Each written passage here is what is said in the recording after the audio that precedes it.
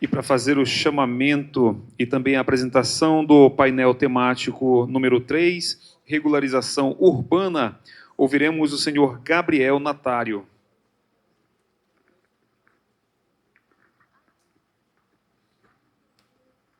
Bom, boa tarde a todos.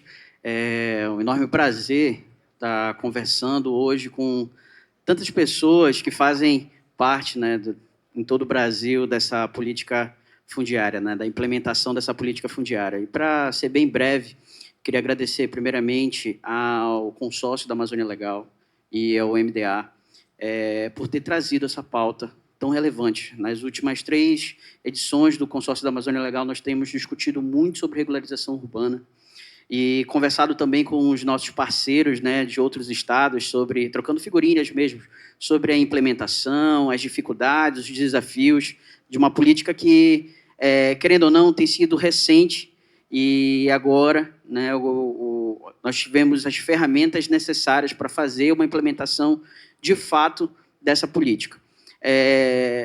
Então, a nossa pauta, a nossa mesa, né, essa mesa de debate vai discutir exatamente sobre isso. Se vocês pararem um pouquinho para olhar, todas as mesas, os painéis, eles se interligam, né, eles dialogam entre si. E a realidade da regularização urbana ela não é diferente da regularização rural. Pelo contrário, os desafios, às vezes, são até maiores, porque nós dependemos de... principalmente de tecnologia de ponta, né, para acelerar o processo e realmente criar metodologias e desenvolver tecnologia para que o interessado, no final do processo de regularização, possa ser realmente um beneficiário, né, eficaz e levar isso a registro. Então, são vários atores nesse papel da regularização urbana e nós vamos ter esse desafio. Hoje, cada participante da nossa mesa de discussão vai precisar conversar um pouco sobre o financiamento, as metodologias e formas de hoje, como a gente conseguir esse recurso de maneira mais exata, de uma maneira mais prática, né, evitando e também discutindo sobre quais são os principais entraves. Hoje, a gente sabe que cada regularização urbana em um estado, ela acaba sendo feita de uma forma, com uma visão, e aí nós temos diversos entendimentos jurídicos. Isso é uma coisa que nós estamos discutindo também via consórcio, né, nos painéis, nos nossos painéis, sobre um objetivo de regularização única, né, no molde de regularização urbana para a Amazônia Legal, já que o consórcio, a Amazônia Legal, está na vanguarda agora da regularização fundiária. Nós estamos conseguindo exportar para outras regiões uma política que tem sido tão debatida e eficaz. Então, nós vamos falar um pouco sobre essa questão do financiamento e buscar soluções para esse financiamento, falar desses desafios operacionais, e aqui o presidente Anderson já elencou, e assim como o presidente Eneval, já elencou algumas situações relacionadas a essa questão de softwares, né, equipamentos, licenças, que são muito caras, e a gente retorna um pouquinho para a nossa fala inicial, né, a fala do presidente Bruno e dos presidentes também. Durante esses anos nós fizemos regularização fundiária, infelizmente só, né, com recursos próprios do Estado. Então, imagina se a gente conseguir colocar recursos, né, e parceiros explodindo realmente esse boom, né, de regularização, tanto urbana quanto rural. Com certeza, a Amazônia seria um exemplo, como já é um exemplo a nível nacional muito maior. Né? Hoje, nós temos essa capacidade de importar tecnologia e discutir mesmo soluções eficazes para isso. Né? Nós vamos também falar um pouco sobre os nossos parceiros, quem precisa ser um parceiro fiel nesse processo de regularização urbana, e aqui a gente, na conversa que nós temos com os estados, nós já identificamos alguns, né, trazer a Corregedoria de Justiça, o próprio CNJ, nós tivemos a oportunidade de estarmos lá conversando com os corregedores sobre essa integração, o sistema de registro público também, que precisa ser reformulado, precisa ser encaminhado para uma solução eficaz e tecnológica, onde eu consiga garantir realmente que aquele interessado que recebeu o seu título está lá, né? E como eu faço para tirar essa sobrecarga que também muitas vezes fica com os cartórios, né, nesse processo de titulação, e sendo agentes facilitadores. É um termo que nós usamos muito, né? Nosso governador, Helder Barbalho, e o presidente Bruno levam essa bandeira de sermos agentes facilitadores nesse processo, né? Nós já vivemos e passamos de uma década onde não poderíamos entregar título, e era muito difícil uma pessoa entregar títulos. Só nesse ano, o Instituto de Terras, nessa vanguarda, conseguiu bater 2 recordes, e graças a um excelente time que está lá, mas de parceiros também que estão lá conosco no dia a dia, e essa troca de figurinhas é fundamental para isso, Anderson, Gabi, do IPAM, o próprio consórcio, né? Fizemos a maior entrega de titulação do Estado, mas também fizemos a maior entrega a nível nacional de títulos. Então, isso é algo que nós queremos passar para os nossos parceiros e queremos também dialogar, ver a realidade de cada estado, ver as suas necessidades e construir uma solução única junto com todos vocês. Então, essa vai ser a nossa missão ali na nossa mesa de debate para a regularização urbana. E é isso. Espero que nós tenhamos um excelente diálogo e uma boa tarde. Eu vou falar um pouquinho sobre a realidade do ITERPO. Como bem sabe, a gente começou a trabalhar, na verdade, e aqui eu estou com uma parte da minha equipe também, para apresentar para vocês. Eu sou coordenador de regularização fundiária urbana do Instituto, né, assessor da presidência, assessor também da governadoria do Estado. Comigo coordena também a doutora Suzane, né, que é técnica em engenharia agrônoma e advogada, né, e tem feito um grande trabalho junto conosco lá. Nossa assistência social também, doutora Sônia, assim como a nossa arquiteta, doutora Cláudia, e o nosso responsável técnico e coordenador de campo e de georreferenciamento, que é o doutor Júlio. Então, o Instituto de Terras ele começou a trabalhar a partir de 2020, né, com regularização fundiária urbana, um instituto que o modelo dele era para ser rural, e devido a uma demanda do governo do estado, né, o governador Helder Barbalho começou a priorizar essa política que tinha sido um tanto quanto esquecida, né, nessa pauta de regularização fundiária.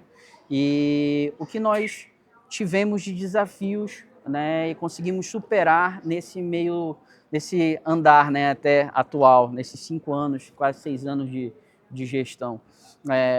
Primeiro momento a gente via um cenário federal, né, extremamente complexo para a gente conseguir apoios aos institutos de terras. Então, o estado do Pará, pelo menos a nossa realidade, nós ficamos muito à mercê do fundo que era do Tesouro Direto para fazer a implementação dessa política de regularização urbana.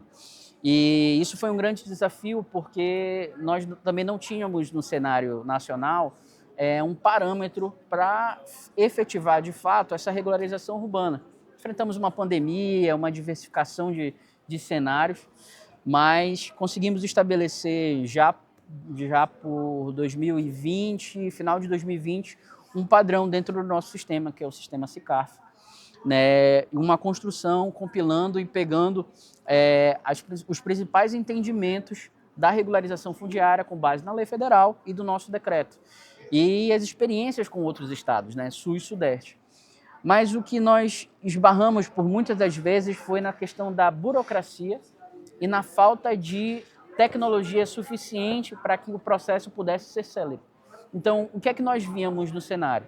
Para que você pudesse efetivar uma REURB, você demorava quase 2, 3 anos, isso quando conseguia efetivar de fato, porque o processo é complexo. Né, para eu estabelecer um parâmetro, um início, né, todo o levantamento cadastral, social, plano altimétrico, né, trabalhar com todo esse procedimento era muito burocrático e era muito manual.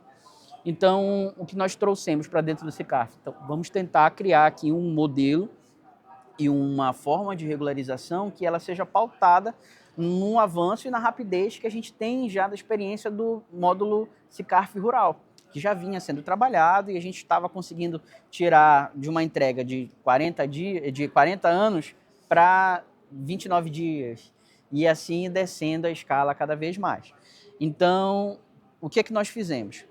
Primeiramente, nós trabalhamos com uma precisão técnica e começamos a verificar essa questão técnica, né, para a gente ter uma segurança jurídica. Elaboração de normativas e tratamentos que a gente pudesse espelhar já no nosso decreto, espelhar um pouco da lei federal e trazer isso.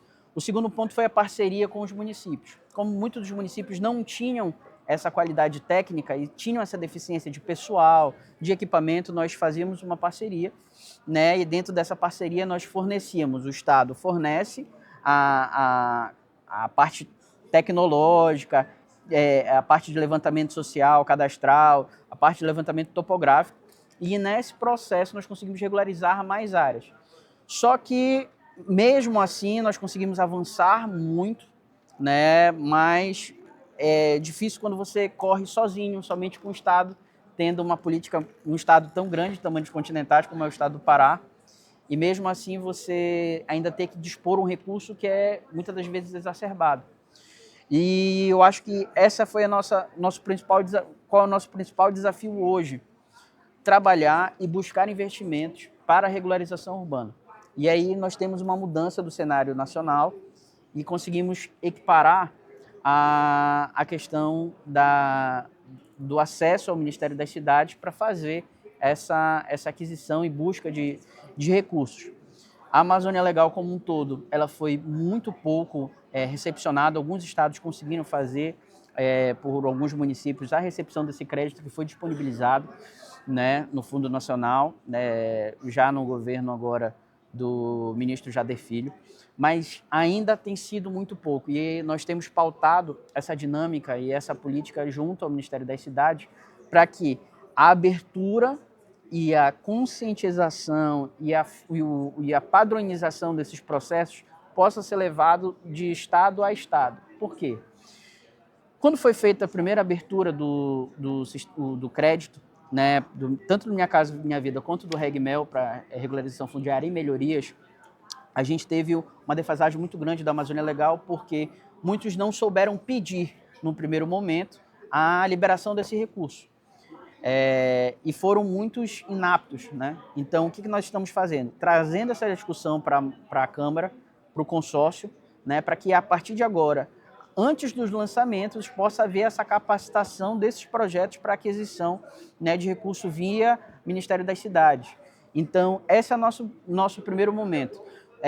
Tentar desburocratizar e verificar quais são os principais gargalos nesse pedido, né, que é isso que vai fazer com que nós consigamos ter um acesso maior de créditos, que já estão disponíveis, né, e a gente tem um quantitativo significativo já no processo. No último, o lote regularizado estava custando cerca de R$1.000 e tantos, que é um valor significativo para cada estado, né, porque se nós formos levados em consideração os projetos que nós temos, pelo menos no estado do Pará, o estado do Pará agora está batemos a meta de 10.000 só esse ano, imóveis regularizados, então nós precisamos de regularização urbana, então nós precisamos avançar mais em relação a esse projeto, e são valores que são acessíveis para que eu possa melhorar tanto o sistema com crédito, conseguir levar crédito também pelo RegMel, né, que é regularização fundiária e melhorias, né, e estabelecer parâmetros de segurança para que nós possamos ter eficiência e qualidade técnica junto com só um processo. O grande instrumento e o grande facilitador, né, porque não adianta só ter o recurso se eu não tiver uma estrutura que me dê essa qualidade técnica. E aí a gente volta um pouco da pergunta que foi feita lá no início, e foi até exposta pelo presidente Anderson, sobre a questão da padronização de um sistema único para esse processo de regularização fundiária. Cada um trabalha com sua vertente, mas hoje o SICARF ele já consegue abarcar esse procedimento, né? E fazemos hoje todo o levantamento técnico, cadastral, via SICARF, né, com a automatização e a leitura dessas peças técnicas. Nós não trabalhamos mais com softwares de prateleira, né, que nós falamos assim, mas hoje todo o nosso trabalho é vinculado ao ArcGIS, ou seja, tem uma precisão e uma qualidade técnica muito maior nesse processo, né? E também eu consigo fazer um banco de dados e trazer segurança técnica para a nossa regularização fundiária urbana.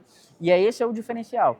Ter um sistema único facilita com que o acesso tanto ao crédito via governo federal, quanto à qualidade técnica que eu vou instituir lá na ponta, no meu planejamento final, seja mais fácil, né, e mais prático para ser trabalhado durante o ano. Então, eu consigo dar uma palavra que é fundamental, previsibilidade. Então, eu consigo trazer previsibilidade para o nosso projeto. Né? Hoje eu sei que quando eu iniciar um processo de regularização, quando nós iniciamos um processo de regularização, eu tenho 29 dias e meio para fazer uma operação de campo e eu tenho 29 dias e meio para fazer a geração de peça técnica. Quantos lotes foram trabalhados no PAR ao todo? Que foi a nossa última operação. Então, eu consigo trabalhar 4.900 e tantas outros, né, títulos dentro de um período que eu sei, ó, vou precisar de uma programação, vou precisar de duas, vou gastar tanto para isso, vou precisar disso aqui para fazer com que o processo ande, aí levantamento técnico, social, né, ou seja, cadastramento social. Olha, a projeção do PA eram de 10 mil lotes, né? Então, 10 mil lotes para serem trabalhados. E aí eu vou fazendo programações onde 29 dias e meio eu consigo colocar um cadastramento social e 29 dias e meio eu consigo colocar uma equipe técnica em campo para fazer a medição lote a lote. Porque o que acontece? 29 dias e meio, quantos? Abrange quantos? Quantos profissionais? Não, qual a quantidade de lotes que você faz no mês?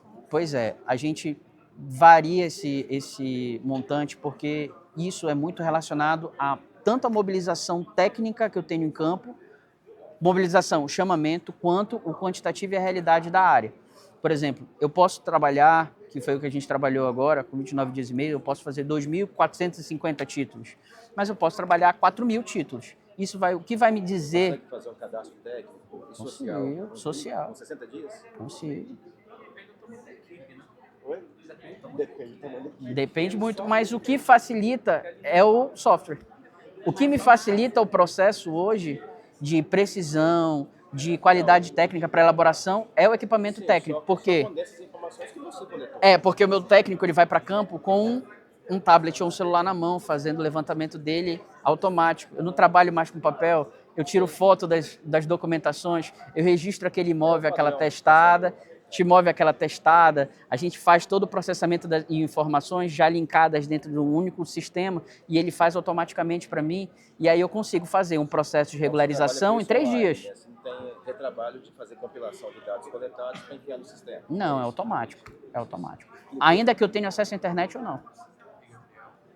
Já fazem essa análise também? Já. Isso é o que a gente chama de fase pré-campo, né? Que é a nossa fase precursora, que é justamente para sanar, identificar e verificar a viabilidade daquela regularização urbana. Então, eu faço uma análise cartorial sobre, primeiro, vamos descobrir se essa área aqui ela foi arrecadada ou não em nome do Estado, porque eu primeiro preciso verificar a minha competência para fazer aquela regularização. Verifiquei, identifiquei. Eu preciso saber quantos particulares tem ali naquela área que já foram titulados ou possuem algum tipo de concessão dada pelo município ou pelo Estado naquela região. Para quê? Para eu fazer a exclusão daquela área. Né? E aplicar a regularização fundiária, de fato, em uma área eficaz. Então, a gente já faz esse levantamento. Então, participa do levantamento. Né? O nosso... Aí está dentro desse prazo dos 29 dias? Não, esse prazo é posterior, é antes de eu entrar em campo, né? Que aí eu consigo trabalhar nessa dinâmica. Aí eu tenho assistência social, né? Eu tenho uma verificação da parte da equipe de projetos também, que vão estar lá, que vão identificar se a área ela tem viabilidade ou não tem viabilidade, né? Minha equipe jurídica que vai verificar nesse prazo de 10 dias ou menos, né? Vai dar o ok para que minha equipe faça o aerolevantamento daquela área e eu consiga trabalhar. Mas, independentemente disso, é um checklist simples e prático, que eu consigo ter uma viabilidade, uma previsibilidade de execução do serviço, entendeu? Então, isso hoje, para a gente, é o mais simples, que é o inicial, né? Que é o projeto inicial de regularização. Quais são os elementos? O elemento da viabilidade, primeiro, é o que está descrito na nossa Lei Federal de Regularização, Lei de REURB, né? E aí eu preciso identificar, primeiro, se eu tenho, de fato, naquele núcleo urbano, se ele se encaixa com um núcleo de regularização fundiária, né? Para eu aplicar uma REURB-S ou uma REURB-E ou uma REURB-I inominada lá naquela área. saber o quantitativo, porque eu tenho um limite proporcional ali de quantas famílias, em tese, eu posso ter abaixo de 5 salários mínimos, porque acima disso eu já não consigo encaixar nessa modalidade de regularização urbana. Exatamente. E eu tenho a questão... Faz a S? Faz a E também. Não, a gente passa para os municípios. Eu faço todo o levantamento, mas eu passo para o município fazer a aquisição direta. O proprietário, ele compra direto do município, porque eu estou fazendo em parceria. A terra publicitária. Aí nós fazemos o procedimento também. O nosso processo de regularização urbana, hoje, em algumas áreas, para a REURB, a gente já tem uma metodologia que é aplicada pelo nosso conselho diretor, né, de compra direta, por avaliação e valor de mercado. Então, isso é uma instrução normativa nossa, e a gente faz dessa maneira, nessa modalidade, valor de mercado. Por quê? Porque eu tenho, se eu fizer um valor e uma tabela, uma aplicação de uma tabela final fixa, eu vou ter uma defasagem muito grande. E eu preciso fazer uma arrecadação final para o Instituto, né, coerente com a realidade que está ali. Então, se aquele imóvel hoje está valendo 300 mil reais, eu não posso fazer uma avaliação dele valendo 60 mil.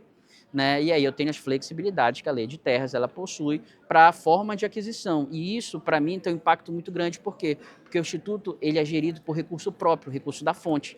Então, quando ele faz a aquisição, eu consigo instituir. E aí, com esse recurso da REURB, eu consigo pagar mais operações em campo. Então, é esse modelo que a gente acaba atuando. Eu não fico dependendo direto somente do recurso provisionado pelo Tesouro. Uma ponderação aqui. Claro. Normalmente a posse ela foi adquirida Sim. de forma onerosa, né? Sim. Pelo poceiro lá. Sim. Isso não é cobrar duas vezes, não? A mesma coisa?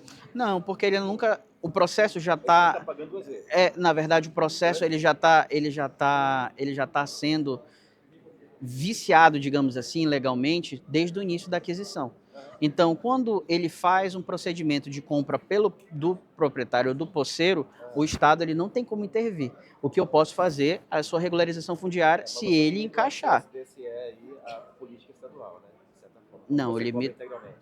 Não, eu limito o acesso dele para regularização fundiária. Sim, vai- Porque eu não posso deixar ele à mercê sem receber nenhum título. Então, eu preciso adequar dentro de uma legislação, tanto a federal quanto a estadual. Porque senão, qual seria a tua solução para a resolução desse problema? Não, é porque a gente tem o mesmo problema no estado lá. Tínhamos Exatamente. Porque hoje eu acho que é um dos principais gargalos esse que ele levantou. A gente passou pela mesma dificuldade lá no estado do Pará. E isso também não é um cunho só técnico, também é um cunho político. Porque dependendo da região, tem alguns estados aqui que o governador é de um partido e o prefeito da capital é de outro. E aí tu não vê política urbana sendo implementada. Então, eu acho que hoje a maior discussão, e é o que a gente tem batido tanto lá junto ao CNJ, é justamente fortalecer esse entendimento de que eu não preciso exclusivamente da anuência do município para seguir o processo de regularização urbana. Por quê? Muitas das vezes o município ele não tem a capacidade técnica, não faz o processo e ele só dá um despacho final, dando ok. Quando o Estado fez todo o procedimento, fica refém do município. fica refém do município. Já tem uma lei E- do passado que parece que permite. Exatamente, Então- tem essa lei, mas qual é o grande problema? 14.600. Fazer os cartórios entenderem isso. Eu acho que a gente tem que... Para poder fazer provimentos que padronizem pelo menos para o Estado. Isso. Alguma coisa assim. É, Pra não ficar eu- cartório de coisa maluca. Trazendo um pouco da experiência que está sendo do consórcio. A gente conseguiu agora... Já é um avanço. A gente conseguiu recentemente uma pauta junto ao CNJ para auxiliá-los nesse processo o consórcio da Amazônia Legal, né, auxiliar nesse processo de integração com o Operador Nacional de Registro, né? Porque assim, a gente sabe que cada cartório, se eu chamar Corregedoria do Tribunal de Justiça, cada estado pensa de um jeito. Se eu chamar a Norega, de cada estado pensa de um jeito. Então, a gente tem que ir direto na fonte. Qual é a fonte? CNJ. E, principal, o Operador Nacional de Registro, onde vai ser agora o próximo passo, né, que eles estão fazendo um sistema próprio de integração, automatização, onde todos os cartórios, independentemente se são de notas ou de pessoas ou de registro de imóveis, vão ter que seguir uma padronização dessas informações. Então, qual é a nossa principal dinâmica e conversa? Olha, nós precisamos trabalhar essa padronização e registro. Mas eu preciso que, além de um sistema, nós consigamos, via Tribunal de Justiça e CNJ de cima para baixo, um informativo dizendo, olha, o papel, apesar da nova legislação, que trabalha já essa competência para os estados de implementação, eu preciso fazer um processo de desburocratização e de padronização de entendimentos. Porque eu tenho, por exemplo, o estado do Pará me dizendo aqui que, olha, eu vou obrigar a... Isso é um problema recorrente. Cartório, você não pode cobrar primeiro registro de interessado. Mas só que aí o cara fala assim, mas eu não tenho como não cobrar, porque no final das contas, quando eu vou fazer minha prestação de contas lá, eu sou multado porque eu neguei o selo.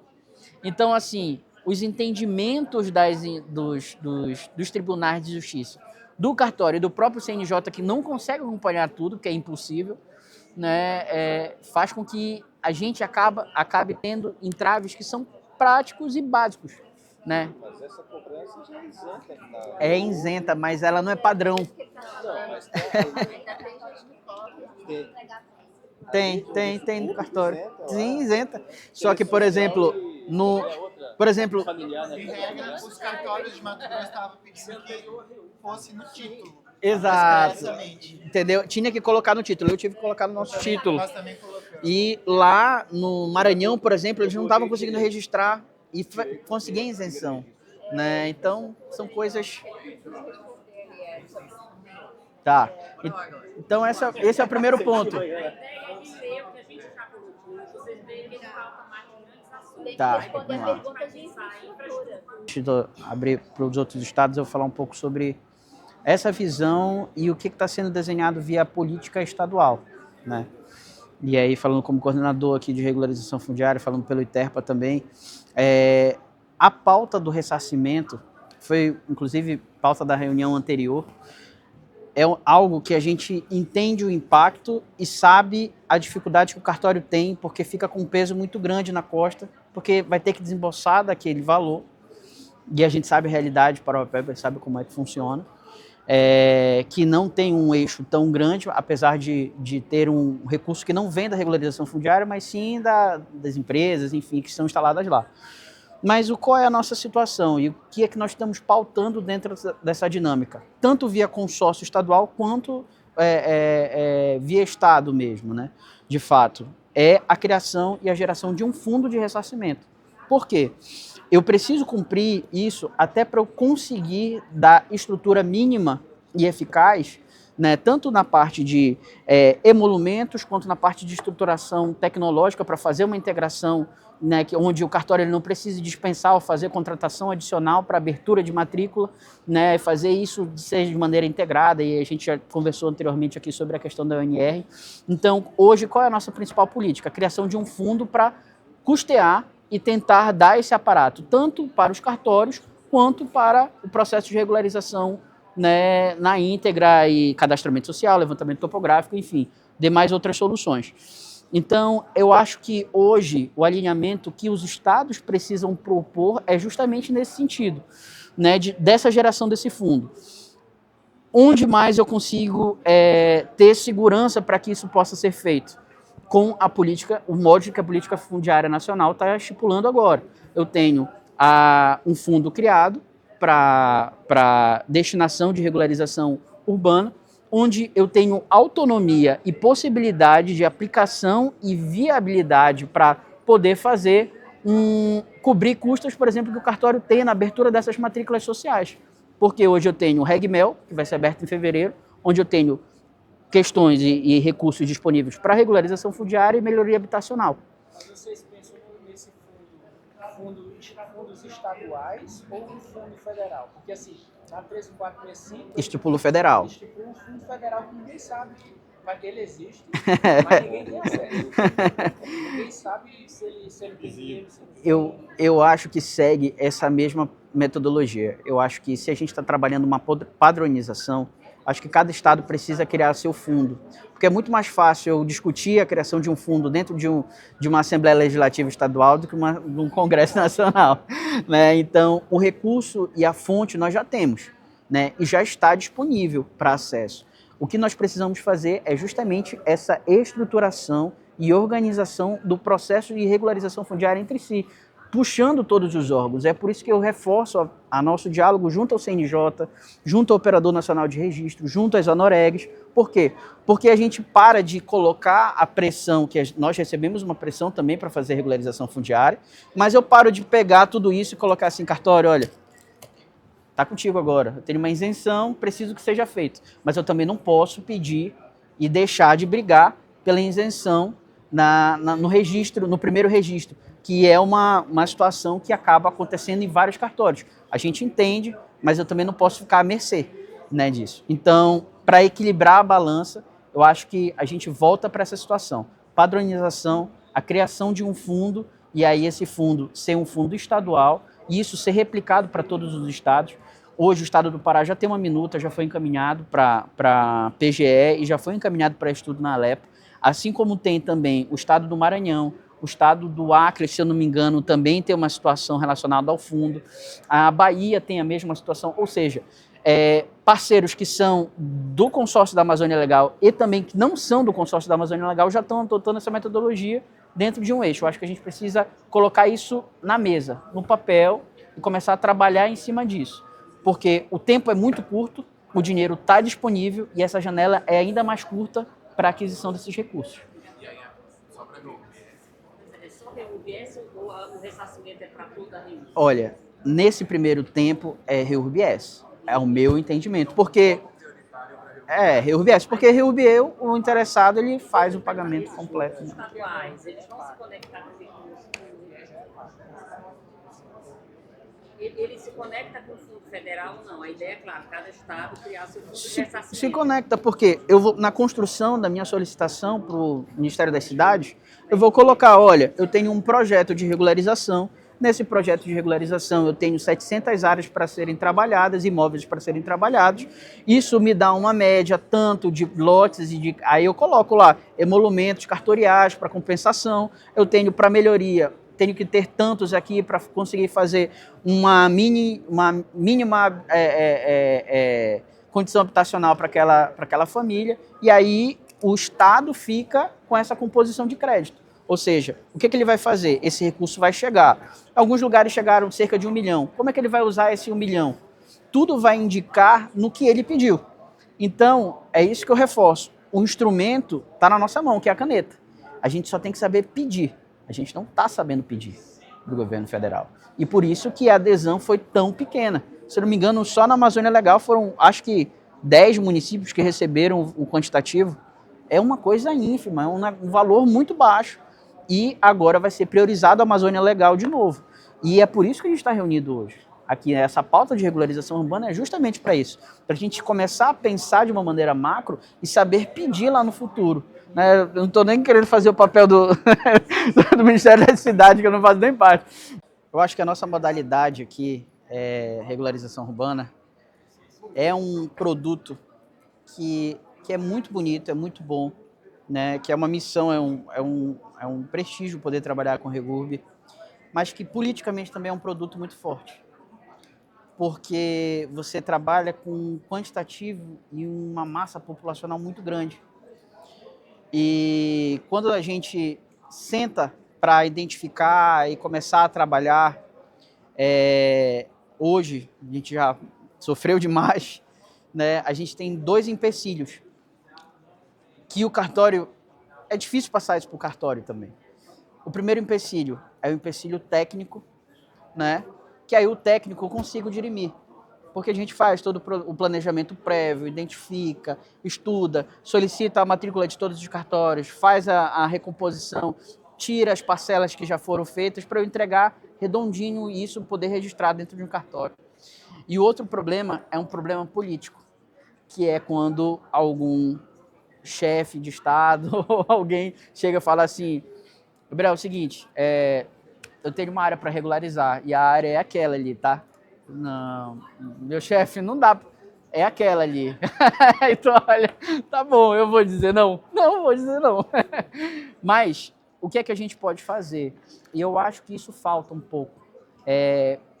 Essa conversa, ela precisa ser...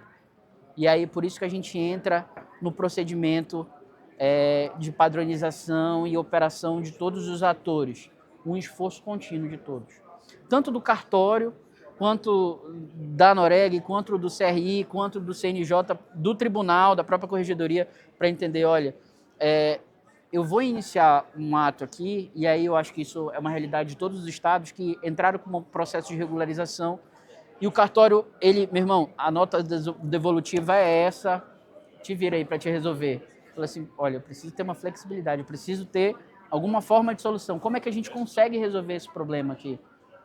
E aí ele fica inerte. E aí eu não tenho essa resposta.